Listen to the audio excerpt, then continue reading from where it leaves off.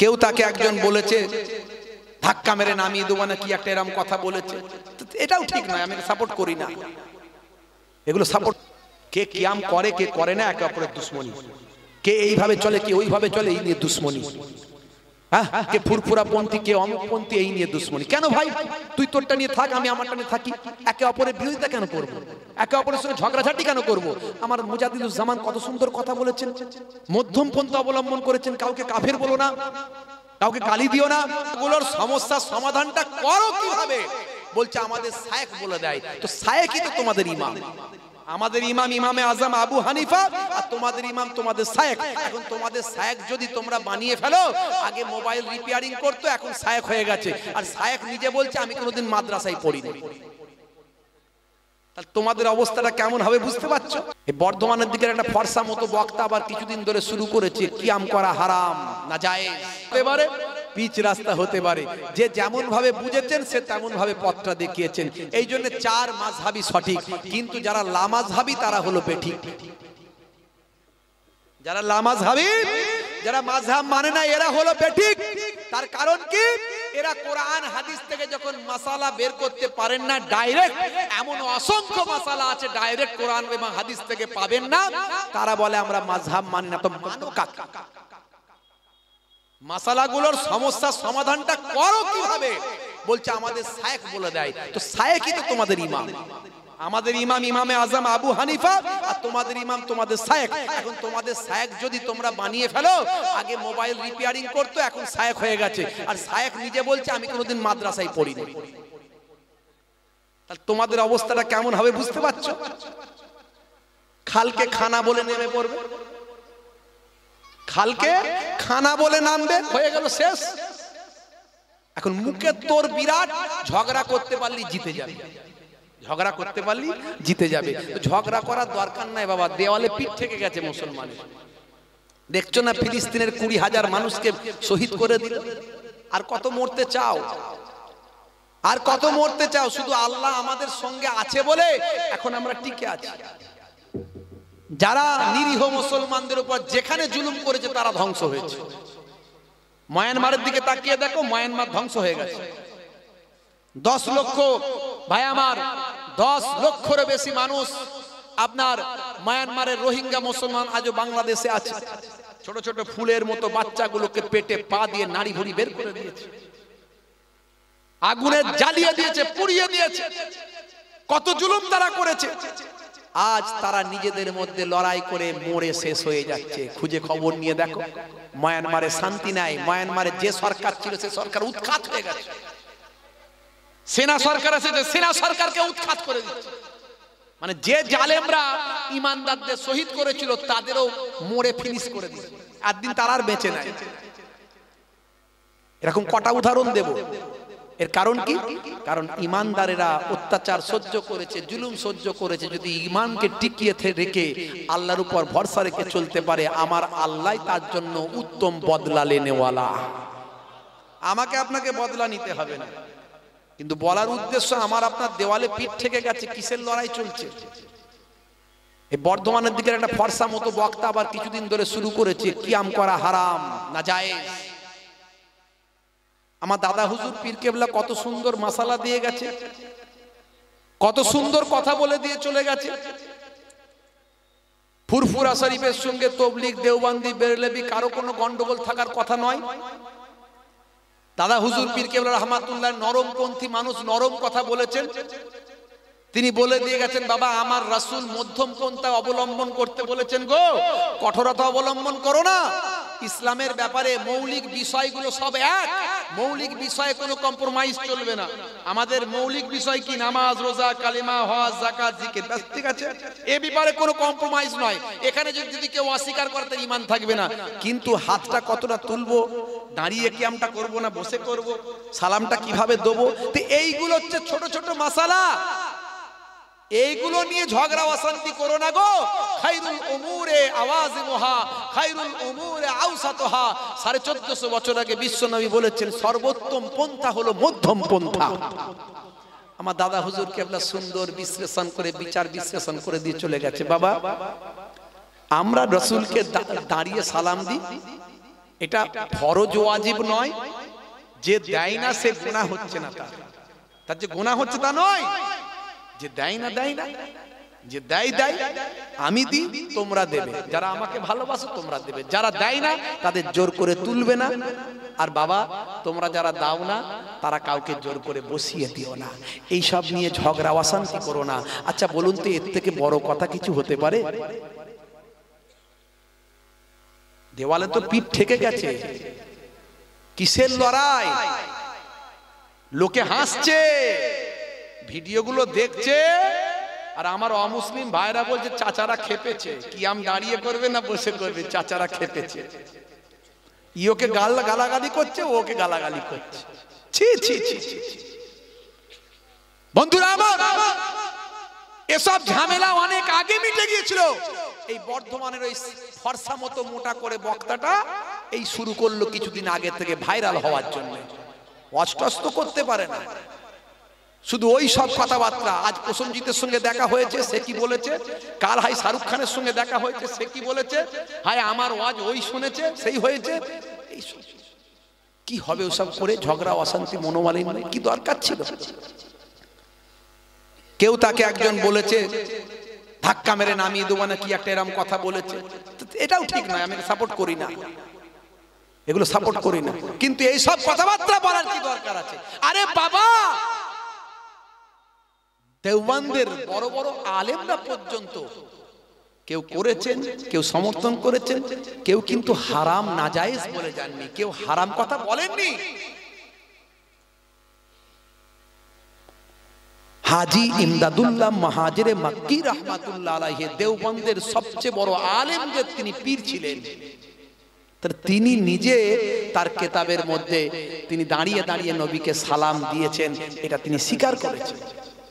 এই জন্য তারা কেউ অস্বীকার করেননি, বাজে কথা কেউ বলেননি। এই জন্য আমাদের সঙ্গে কোনো গন্ডগোল মৌলিক বিষয় কোনো কিছুতে নাই। ভুল বোঝাবুঝি কিছু কেমন আছে কিছু বক্তাদের মধ্যে, কিছু সিলসিলা মাযহাবের মধ্যে ভুল বোঝাবুঝি। এই সমস্যার সমাধান অনেক আগে হওয়ার চেষ্টা হয়েছে। কে করেছে কে করেনি আমি জানি না, অনেক ক্ষেত্রে এগুলো হয়েছে ছোট ছোট মাসালাগুলো নিয়ে। কিন্তু নতুন করে এই সব কথাবার্তা, আব্দুল হক মুহাদ্দিস দেহলেভি রাহমাতুল্লাহ আলাইহি, যাকে মারকাজুল আসানিদ বলা হয়, হিন্দুস্তানে যার থেকে হাদিসের সনদ এসেছে, কি ফুরফুরা, কি সরসিনা, কি আপনার জৌনপুর, কি তবলিগ, কি দেওবন্দি, কি আহলে হাদিস, আপনার কি বলবেন আপনি বেরলভি, যেই হোক না কেন, আব্দুল হক মুহাদ্দিস দেহলেভি রাহমাতুল্লাহ আলাইহি কে বাদ দিলে মৌলবীর মৌলবীগিরি চলবে না। তিনি নিজেও বলেছেন আখবারুল আখিয়ার কিতাবে 624 পৃষ্ঠায় যে আমি মিলাদুন নবী করি, দাঁড়িয়ে দাঁড়িয়ে নবীকে সালাম দিই। কেউ কেউ বলছেন মিলাদের বয়স এই আপনার কিয়ামের বয়স নাকি 150 বছর, আবার কেউ বলছেন না, কেউ বলছেন না 800 বছর। আর আমি বলি আমার নবী যখন আসতেন সাহাবায়ে কেরামরা কিয়াম করতেন, দাঁড়িয়ে পড়তেন। যতক্ষণ আমার নবী দাঁড়িয়ে থাকতেন সাহাবায়ে কেরামরা দাঁড়িয়ে থাকতেন। রাসূল যখন বাড়িতে ঢুকতেন তারপরে সাহাবায়ে কেরামরা বসতেন।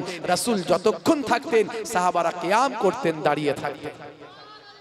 কামা ইয়াকুম মানে দাঁড়ানো। আর নবীকে দরুদ এবং সালাম তো আপনাকে দেওয়ার কথা আল্লাহ কোরআনে অর্ডার করেছে, এটা তো কেউ অস্বীকার করবে না। ফুরফুরাও অস্বীকার করবে না, জৌনপুরও করবে না, সরসিনাও করবে না, দেওবন্দ করবে না, বেরলভিও করবে না, কেউ করবে না। বন্ধুরা আমার, কেউ অস্বীকার করবে না। আমার আল্লাহ কোরআন মাজিদে কি বলেছেন? আমার আল্লাহ কি বলেছেন?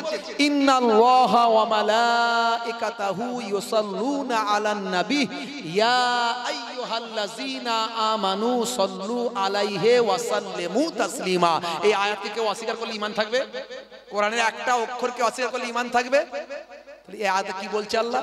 ইন্নাল্লাহা, নিশ্চয় আল্লাহ তাআলা, ওয়া মালাইকাতাহু, এবং তার মালাইকা ফেরেশতারা, সাল্লু আলাইহি, তার আমার রাসূলের উপর, আমার রাসূলের উপর আল্লাহ তাআলা এবং তার মালাইকা ফেরেশতারা ইউসাল্লুনা আলাইহি, ইউসাল্লুনা আলান নবী, আমার নবী পাকের উপর দরুদ পেশ করে থাকে।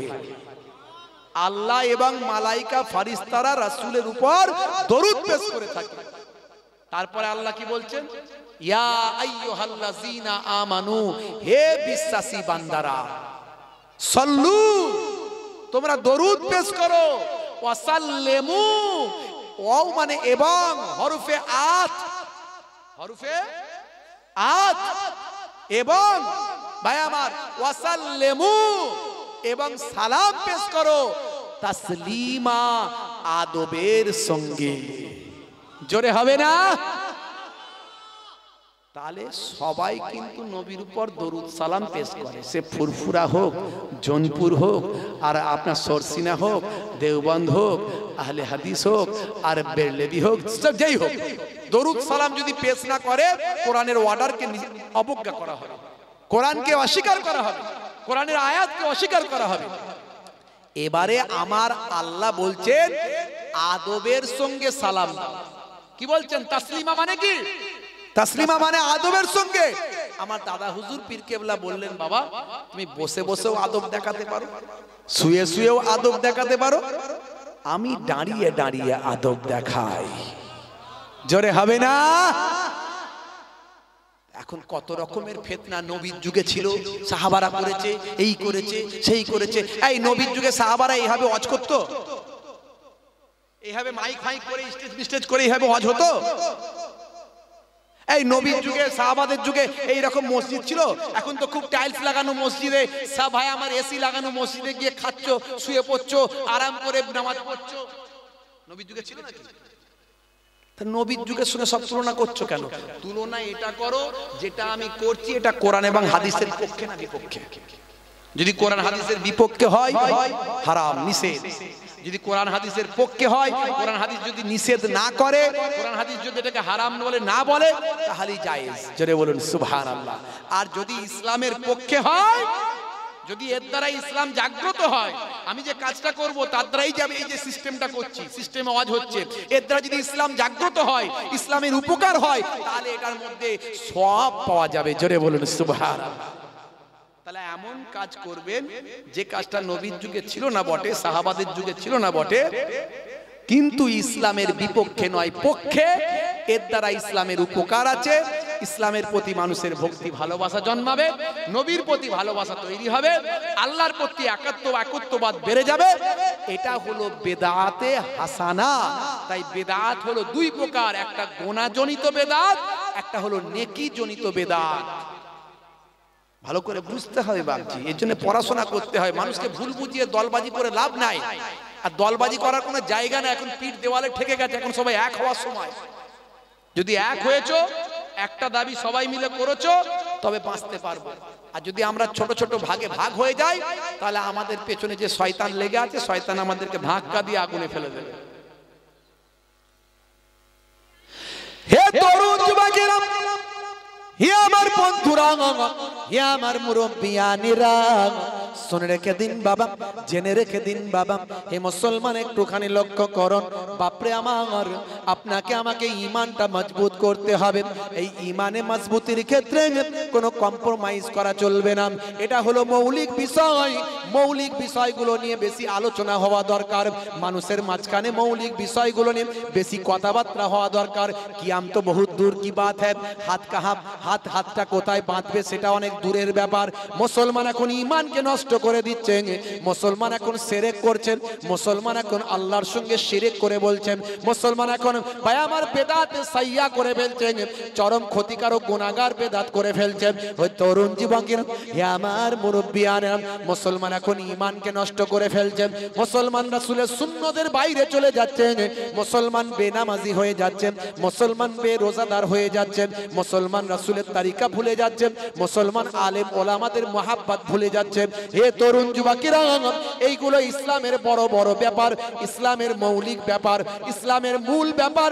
এগুলো কোরআনের নির্দেশিত ব্যাপার। এই নির্দেশিত ব্যাপারের উপর আলোচনা বেশি হওয়া দরকার। ভাই আমার ছোটখাটো বিষয়গুলো, ওগুলো নিজের ব্যাপার। আপনার আকীদা আপনার কাছে রাখুন, আমার আকীদা আমার কাছে রাখি। আমি দাদা হুজুর পীর কেবলার দেখানো আকীদা অনুযায়ী চলি, আপনি আপনার যে দেখানো আকীদা অনুযায়ী চলুন। কিন্তু আপনারা আমার সঙ্গে মহাব্বত ভালোবাসা যেন ঘাটতি না হয়ে যায়। যদি ঘাটতি হয়ে যায়, যদি আমাদের মধ্যে মিল মহাব্বত কমে যায়, একে অপরের সালাম কালাম বন্ধ হয়ে যায়, আমার আল্লাহর কথার বিরুদ্ধে চলা হবে, রাসূলের কথার বিরুদ্ধে আমাদের চলা হবে। আমার আল্লাহ বলছেন ইন্নামাল মুমিনুনা ইখওয়াতুন ফাআসলিহু বাইনা আখাওয়াইকুম, মুমিনরা হলো একে অপরের ভাই। ফাআসলিহু বাইনা আখাওয়াইকুম, মুমিনরা হলো একে অপরের ভাই। তোমরা যখন মনোমালিন্য হবে, নিজেদের মধ্যে ইসলাহ করে নেবে, নিজেদের মধ্যে বসে মিটমাট মিল মোহাব্বত করে নেবে। জোরে হবে না? মুমিনরা হলো একে অপরের ভাই। আর আমার রাসূলে পাক কি বলছেন? লা তাকাতাউ ওয়ালা তাদাবারু ওয়ালা তাবাগাজু ওয়ালা তাহাসাদু ওয়া কুনু ইবাদাল্লাহি ইখওয়ানান। তোমরা একে অপরের থেকে বিচ্ছিন্ন হয়ে যেও না, একে অপরের পরনিন্দা করো না, একে অপরের প্রতি বিদ্বেষ পোষণ করো না, একে অপরের প্রতি হিংসা করো না। তোমরা একে অপরের প্রতি এক বান্দা আর এক বান্দা, একে অপরের আল্লাহর বান্দারা, একে অপরের ভাই হয়ে যাও। জোরে হবে না? তাহলে এই নির্দেশ কোরআন এবং হাদিসের, আর আমরা সেই নির্দেশ মানছি তো? কে কিয়াম করে কে করে না, একে অপরের দুশ্মনী। কে এইভাবে চলে কে ওইভাবে চলে, এই নিয়ে দুশ্মনী। হ্যাঁ, কে ফুরফুরা পন্থী কে অমুক পন্থী, এই নিয়ে দুশ্মনী। কেন ভাই? তুই তোরটা নিয়ে থাক, আমি আমারটা নিয়ে থাকি। একে অপরের বিরোধিতা কেন করব? একে অপরের সঙ্গে ঝগড়াঝাটি কেন করব? আমার মুজাদ্দিদুজ্জামান কত সুন্দর কথা বলেছেন, মধ্যম পন্থা অবলম্বন করেছেন। কাউকে কাফের বলো না, কাউকে গালি দিও না। মুসলমান মুসলমানের ভাই। তোমার কাবা এক, তোমার কিবলা এক, তোমার আল্লাহ এক, তোমার নবী এক, তোমার কোরআন এক, তোমার দ্বন্দ্ব কিসের? এ তো আমার দাদা হুজুর পীর কেবলার কথা। বাবা তুমি তোমারটা নিয়ে আছো, যদি আমারটা ভালো না লাগে তুমি তোমারটা নিয়ে থাকবে, আর যদি ভালো লাগে তাহলে আমি যেমন বলছি তেমন শোনো, কিন্তু ঝগড়া অশান্তি করতে যেও না। দাদা হুজুর কেবলা মধ্যম পন্থা আপনাকে দিয়ে গেছে, আমরা ভালো করে বুঝতে পারি না। মুজাদ্দিদুজ্জামানকে নিয়ে আমরা